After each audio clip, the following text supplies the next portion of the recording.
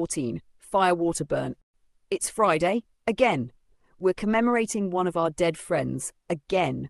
Unit's dad has hired out the shack for the afternoon and evening. There's a weird overlap here. A generational Venn diagram.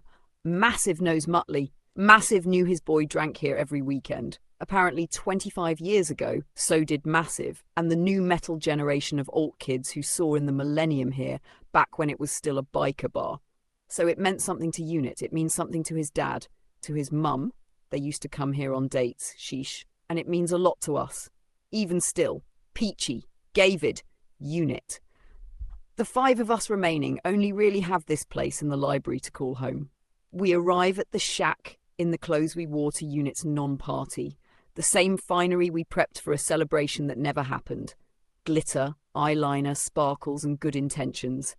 Somehow this feels like the right way to honour him, by showing up exactly as he'd have seen us last. If only he could have. Last time we dressed like this, we laughed and skipped our way to meet him. This time, we file along the underpass like a funeral procession. Massive and Muttley are catching up by the door like gargoyles in biker chic. They nod in unison when they see us rise from the subterranean tunnel into the car park, like 2 grizzled sentinels of the moshers who came before. I feel Muttley's eyes on me like lasers. She and Massive exchange a long look. There's something familiar in it. Soft. Unspoken. I clock it, and so does Prue. I tap her arm. Did they? Prue surveys the subtleties. Used to, maybe, she murmurs. Before Ursula, I do the maths. Unit's dad must be the best part of a decade older than Muttley. If they were ever an item, he was a dirty old biker. Muttley heads inside. To serve us? Wow! To serve us. We are guests of honour tonight. Ursula is currently Massive's missus again, and she is already inside, watching the room with the quiet pain of someone reliving the worst day of her life on a loop. Ursula runs the florist's shop in the arcade. The flowers spelling James at Peachy's funeral were arranged by her. The gas canister that killed her son was one of a half-dozen kept in the garage, fulfilling balloons she sells with the celebration bouquets in her shop. Somehow she's blaming herself for that. Like kids get hooked on helium and hit the party with a gas can. She hugs us all as we file in. I tell her I'm sorry. She hushes me. Thank you, love. Thank you for always being there for my boy. The shack is packed. The parents, the elders, the bikers, the grebos, the crusties and the goths, all gathered here to remember, to mark that something significant is happening to the disaffected weird kids of Countingdon. Unit's older brother Hugh is here somewhere, but I haven't seen him yet.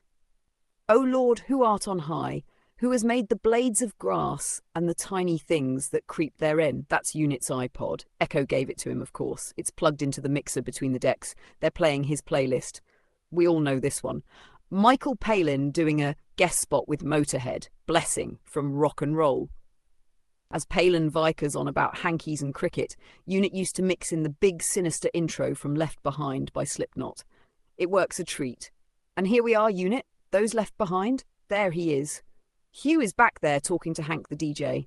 The two of them seem at odds. I hope nobody's about to mess with today.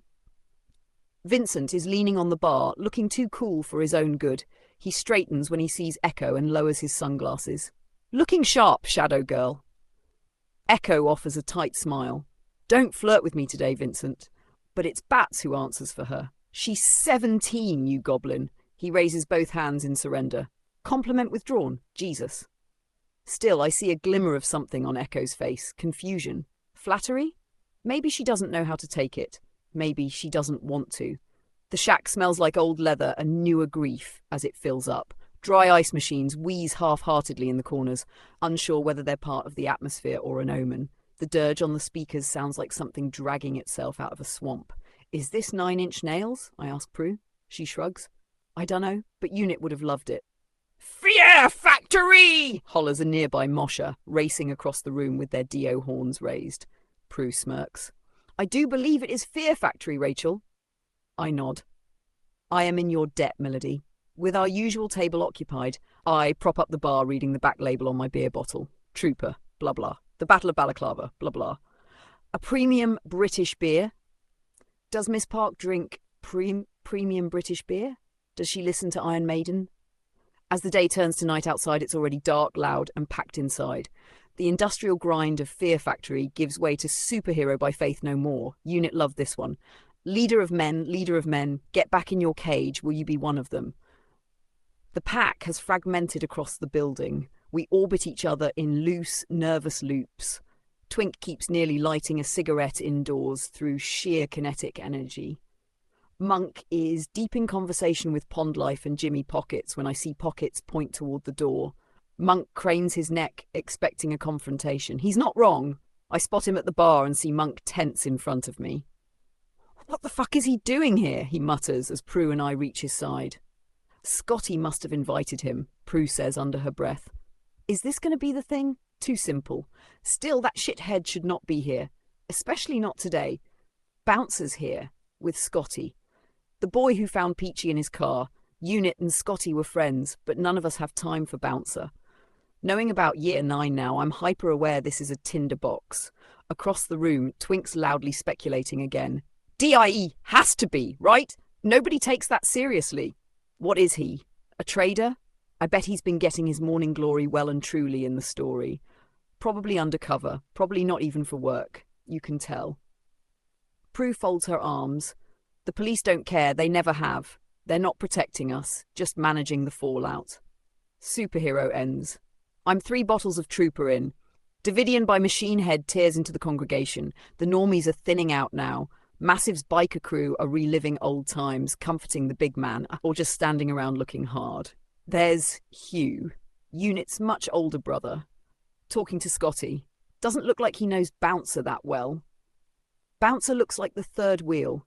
Twink's got glitter smudged under one eye and a cigarette tucked behind their ear when they catch up to me.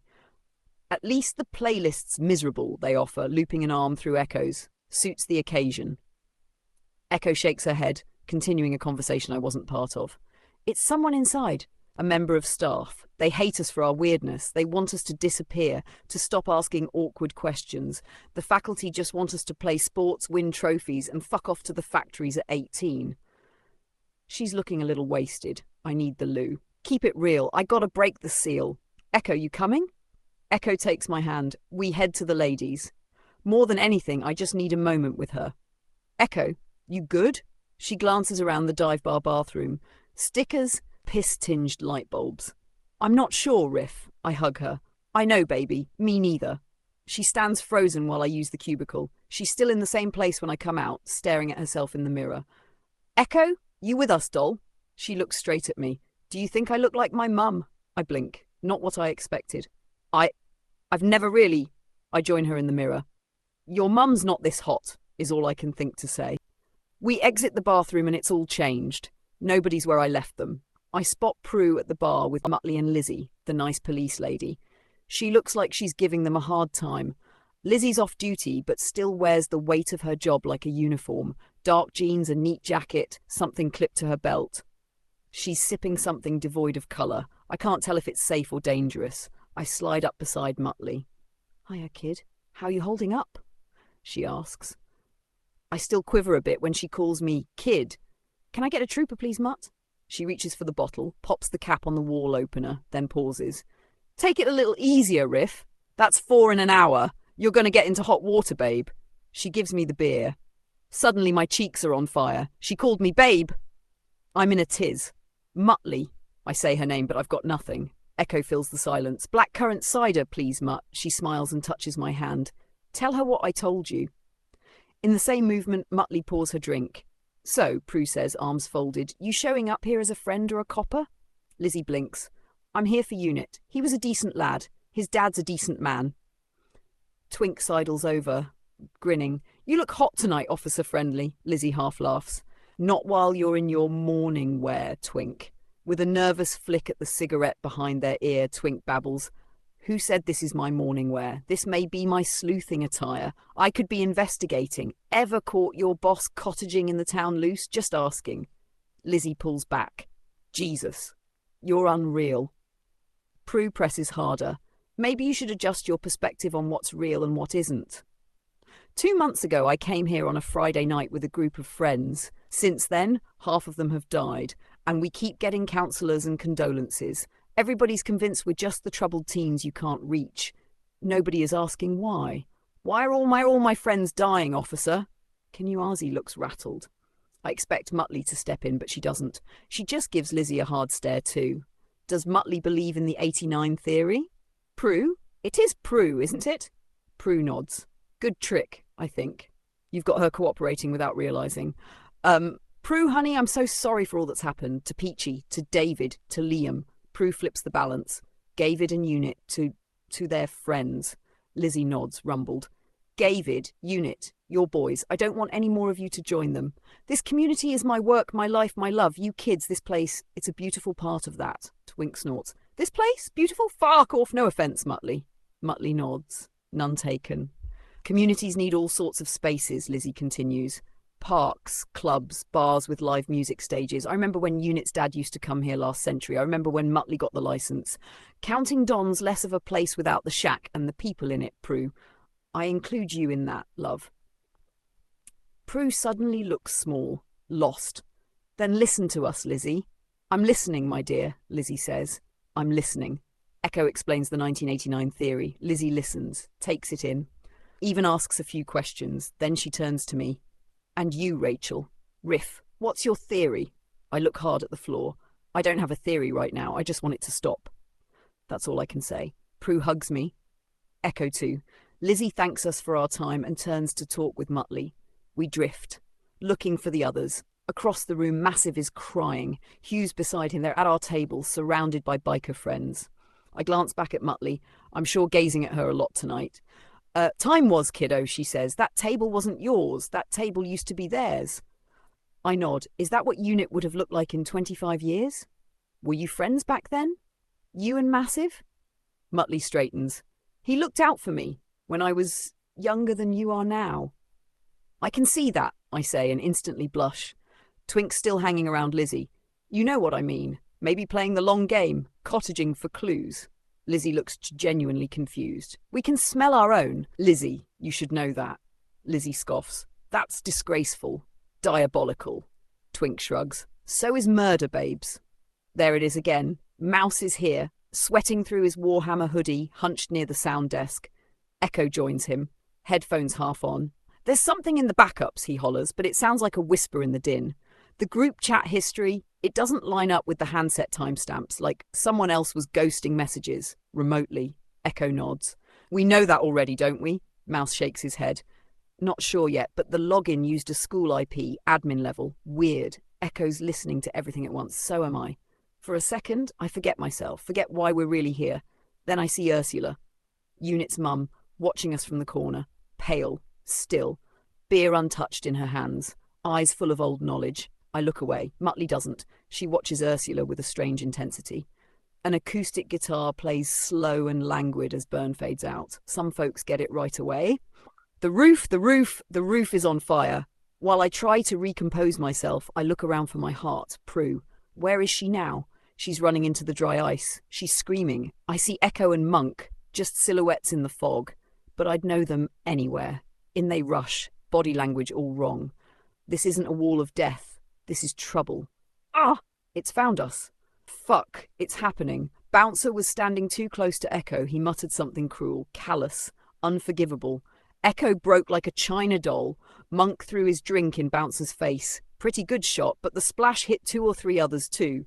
Bouncer lunges, they crash into a table. Glass shatters, booze flies, screams erupt. In a flash, Muttley's over the bar. Vincent pulls Echo aside. Bats whisks her away to the broken fruit machine. Hugh and his biker crew pile in. Smoke, obscuring everything. The dirge riff of Firewater Burn churns through the PA.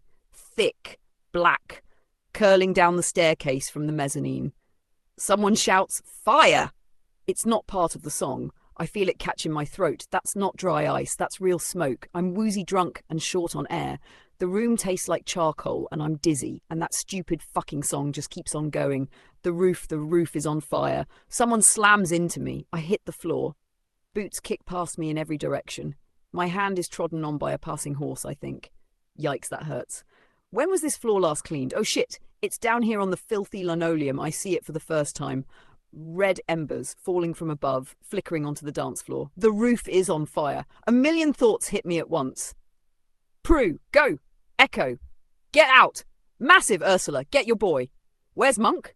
Twink, are you still flirting with PC Friendly? I run for the exit and trip over a bar stool. A blur of baby bats screaming cuts across the black fog. I slam into the wall. Shit, I thought that was the exit. I can't see, can't breathe. Some primal survival instinct kicks in.